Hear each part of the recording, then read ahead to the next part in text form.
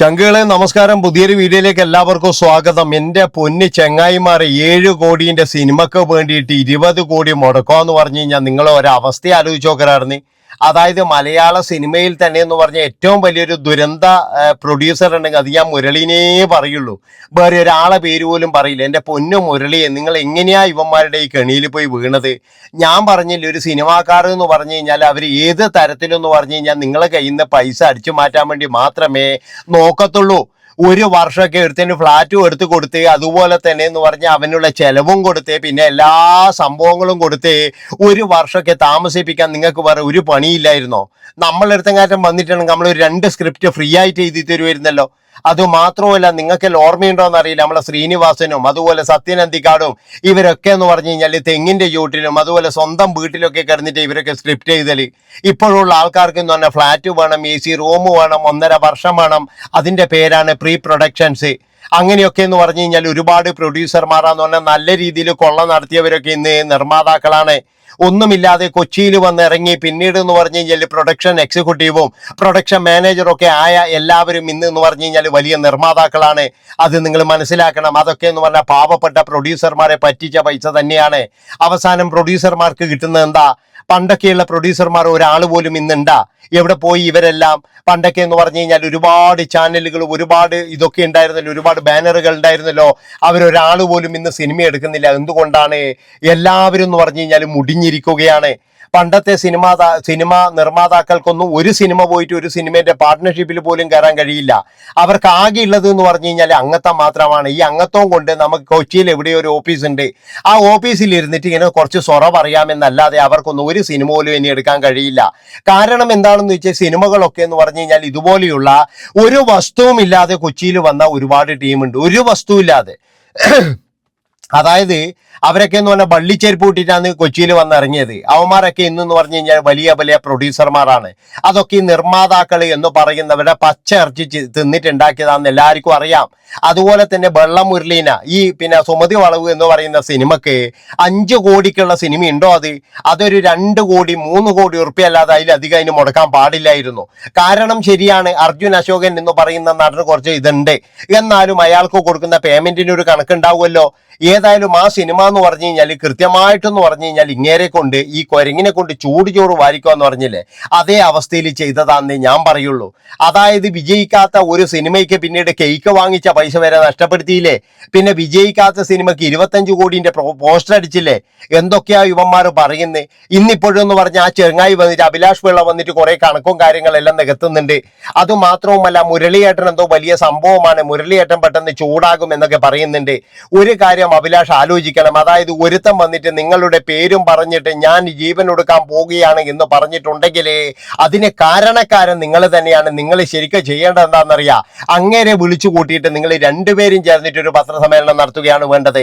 നിങ്ങളെ കയ്യിൽ തെറ്റില്ലെങ്കിൽ നിങ്ങൾ എണ്ണി നിങ്ങൾക്ക് ചോദിക്കാം. അല്ലാതെ എന്ന് പറഞ്ഞു കഴിഞ്ഞാൽ നിങ്ങൾ പത്രസമ്മേളനത്തിന് വന്നിട്ട് നിങ്ങൾ ഇതുപോലെ അവിടെയും തൊടാതെ ഇവിടെയും തൊടാതെ, അവിടെയും കണക്കില്ലാതെ ഇവിടെയും കണക്കില്ലാതെ എന്ത് തേങ്ങയാണ് നിങ്ങൾ അതിൻ്റെ അകത്ത് ചുരണ്ടി വെച്ചിരിക്കുന്നത്? അതാണ് എനിക്ക് മനസ്സിലാകാത്തത്. അതായത് വിദേശത്ത് ചിത്രീകരണമില്ല, മറ്റൊരു സ്ഥലത്ത് സെറ്റിംഗ് ഇല്ല, ഇതൊന്നുമില്ലാത്ത ഒരു സിനിമ സുമതി വളവ് എന്ന് പറയുന്ന സിനിമയ്ക്ക് എന്ത് ചെലവാണ് ഈ കോടികളായിട്ട്? അതാണ് എനിക്ക് മനസ്സിലാകാത്തത്. അവിടെ എന്ന് പറഞ്ഞു കഴിഞ്ഞാൽ ഒരു ക്യാമറ ഉണ്ടെങ്കിൽ എന്ന് പറഞ്ഞാൽ ഒരു ലോക്കൽ ക്യാമറ, ലോക്കൽ സിനിമ എടുക്കുന്ന ലോക്കൽ ക്യാമറ, ആ ക്യാമറ കൊണ്ടുവരെ എന്ന് പറഞ്ഞാൽ സിനിമ എടുക്കാം. ഇവിടെ ഇന്ന് മൊബൈലിൽ സിനിമ എടുത്തിട്ട് വരെ വിജയിപ്പിക്കുന്നുണ്ട്. നല്ല കഥയാണെങ്കിൽ മൊബൈലിൽ VFX കാര്യങ്ങളൊക്കെ കൊടുത്തു കഴിഞ്ഞാൽ അടിപൊളിയായിട്ട് എഡിറ്റ് ചെയ്തെടുക്കാം. അങ്ങനെയൊക്കെ വിജയിപ്പിക്കാൻ കഴിയുന്ന ഈ സിനിമ തരംഗത്തില് ഇതുപോലെ 20 കോടിക്കൊക്കെ ഇവർ എന്ത് തേങ്ങ ഉണ്ടാക്കി വെച്ചിരിക്കുന്നത്? 20 കോടിക്കുള്ള സ്റ്റാർ വാല്യൂ ആരാണ് ആ സിനിമയിലുള്ളത്? അർജുൻ അശോകനാണോ ഈ 20 കോടിയുടെ സ്റ്റാർ വാല്യൂ? അതാണ് എനിക്ക് മനസ്സിലാകാത്തത്. എന്തും മണ്ടത്തരാ മുരളിയേട്ടങ്ങൾ ചെയ്തിരിക്കുന്നത്. അതായത് നിങ്ങൾ ശരിക്കും പറഞ്ഞു കഴിഞ്ഞാൽ മണ്ടത്തരത്തിന്റെ മണ്ടത്തരാണ് ചെയ്തിരിക്കുന്നത്. ആരെയാണ് നിങ്ങൾ വിശ്വസിച്ചത് എന്നാണ് എനിക്ക് മനസ്സിലാകാത്തത്.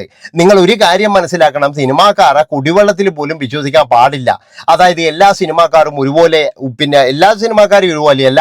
ചില സിനിമാക്കാരൊക്കെ എന്താണ് ഇപ്പൊ പിന്നെ എന്താ വേണു കുന്നപ്പള്ളി, അതുപോലെ തന്നെ എന്ന് പറഞ്ഞു കഴിഞ്ഞാൽ മറ്റേ നമ്മുടെ ഉണ്ണിമൂന്തൻ, ഇങ്ങനെയുള്ള കുറെ ആൾക്കാർ, ജയസൂര്യ പോലെ കുറെ ആൾക്കാർ ഇങ്ങനെ വിളിച്ചു എന്ന് പറയുന്നുണ്ട്. അതൊരു സ്നേഹമാണ്. ആ ഒരു സ്നേഹം കാരണം എന്താണെന്ന് വെച്ചാൽ അവരൊക്കെ വിചാരിച്ചു കഴിഞ്ഞാൽ നാളെ നിങ്ങളുടെ ഈ 7 കോടി രൂപയൊക്കെ നികത്തി തരാൻ കഴിയും എന്നാണ് എനിക്ക് തോന്നുന്നത്. അതായത് അവരെല്ലാവരും വിചാരിച്ച് ഒരു കഥയും കാര്യങ്ങളൊക്കെ കണ്ട് പ്രജീസന്റെ സംവിധാനവും കൂടി ചെയ്തു കഴിഞ്ഞാൽ നിങ്ങളുടെ സിനിമ കൃത്യമായിട്ടും പൂർണ്ണമായിട്ടും വിജയിപ്പിക്കാം. അതുകൊണ്ട് തന്നെ എന്ന് പറഞ്ഞാൽ നിങ്ങൾക്ക് ആൾക്കാരെങ്കിലും ഉണ്ട്, അത് നിങ്ങളുടെ സ്വഭാവത്തിൻ്റെതാണ്.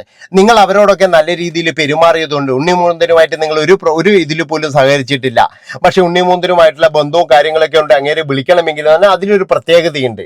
പിന്നെ ഞാനൊരു കാര്യം പറയുന്നത്, ആരുടെയെങ്കിലും വാക്ക് കേട്ടിട്ട് നമ്മൾ എവിടെയും എടുത്തു ചാടാൻ പാടില്ല. കാരണം ഇന്നത്തെ ലോകം അങ്ങനെയാണ്. ഒരുത്തനെയും നമുക്ക് വിശ്വസിക്കാൻ കഴിയില്ല.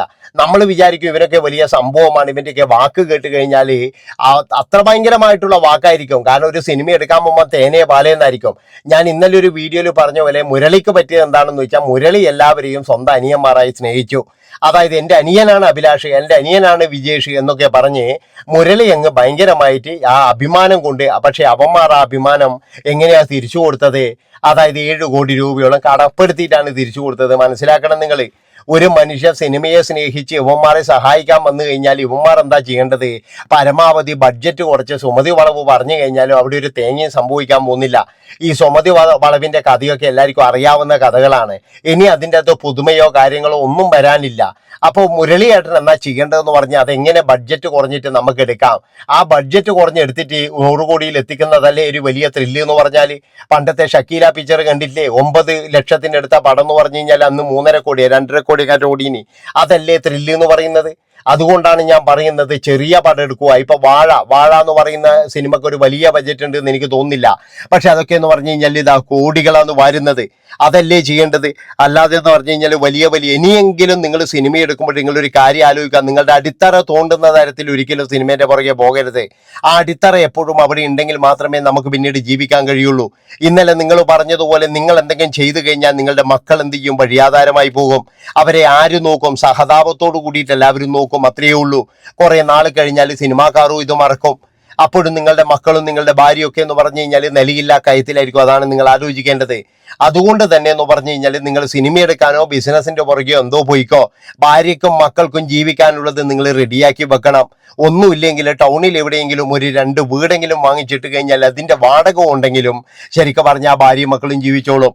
അല്ലാതെ ഒരു കാരണവശാലും നിങ്ങൾ ഇമാതിരി തോന്നിയവാസത്തിന് പോകരുത് എന്ന് എനിക്ക് പറയാനുള്ളൂ. നിങ്ങൾ ചെയ്തതേ തോന്നിയവാസം തന്നെയാണ്. ഇനി എന്തൊക്കെ പറഞ്ഞു കഴിഞ്ഞാലും ഇവറ്റകളെയൊക്കെ വിശ്വസിച്ചതേ നിങ്ങളുടെ തെറ്റ്. അവിടുന്ന് ഇത്രയും വലിയ ബിസിനസ് ചെയ്യുന്ന അല്ലെങ്കിൽ നല്ല ബുദ്ധിമാനാണെന്ന് പറയുന്ന നിങ്ങൾക്ക് എങ്ങനെയാണ് ഇങ്ങനെ ഒരു ചതിവ് പറ്റിയത്? ആരെയാണ് നിങ്ങൾ ഇതിൽ ഇങ്ങനെ അന്ധമായിട്ട് വിശ്വസിച്ചത്? ഇവന്മാരുടെ പ്രലോഭനങ്ങളിൽ വീണുപോയതാണോ? അതാണ് എനിക്ക് ചോദിക്കാനുള്ളത്. ഇപ്പോഴും നിങ്ങൾക്കില്ലാത്ത കുറ്റമില്ല. അവന്മാർ എന്തൊക്കെയാവെന്ന് പറയുന്നത്. അവന്മാരെ പക്ഷെ ഒരു കാരണവശാലും അവന്മാരെ ഞങ്ങൾ വിശ്വസിക്കത്തില്ല. കാരണം നിങ്ങൾ അവരുടെ പേര് പറഞ്ഞിട്ടാണ് കാര്യങ്ങളൊക്കെ പറഞ്ഞത്. ഇവിടെ പല പ്രൊഡ്യൂസർമാരും ഇതുപോലെ പറഞ്ഞു കഴിഞ്ഞാൽ ഇവിടെ പല നായകന്മാർ വരെ ഉണ്ടാവില്ല. അമ്മാതിരി ചെയ്ത ആൾക്കാരൊക്കെ ഉണ്ട്. അതറിയാം നിങ്ങൾ. അതായത് 1 ലക്ഷം രൂപക്ക് വേണ്ടിയിട്ടൊക്കെ എന്ന് പറഞ്ഞ കേസിന് പോയ നായകന്മാർ വരെയുണ്ട് നമ്മുടെ മലയാളം ഈ സിനിമയിൽ. അത്രത്തോളം നന്ദി കെട്ട വർഗാണ് ഈ നായകന്മാർ ഇവരൊക്കെയായിരുന്നു. അതുകൊണ്ട് ഞാൻ മുരളിയേട്ടനോട് പറയുകയാണ്, ഭാര്യയും മക്കളെയും നിങ്ങൾ വഴിയാധാരമാക്കരുത്. ഇനിയെങ്കിലും അവർക്ക് ജീവിക്കാനുള്ള സംഭവങ്ങൾ ഉണ്ടാക്കി വെച്ചതിന് ശേഷം സിനിമക്ക് വേണ്ടി കളയോ അല്ലെങ്കിൽ ഉണ്ടാക്കുകയോ എന്ത് വേണമെങ്കിലും ചെയ്തോ, വഴിയാധാരമാക്കരുത് എന്ന് മാത്രമാണ് എനിക്ക് പറയാനുള്ളത്. സ്നേഹത്തോടു കൂടിയിട്ട് അടുത്ത വീഡിയോ ആയിട്ട് വരാം. നന്ദി, നമസ്കാരം.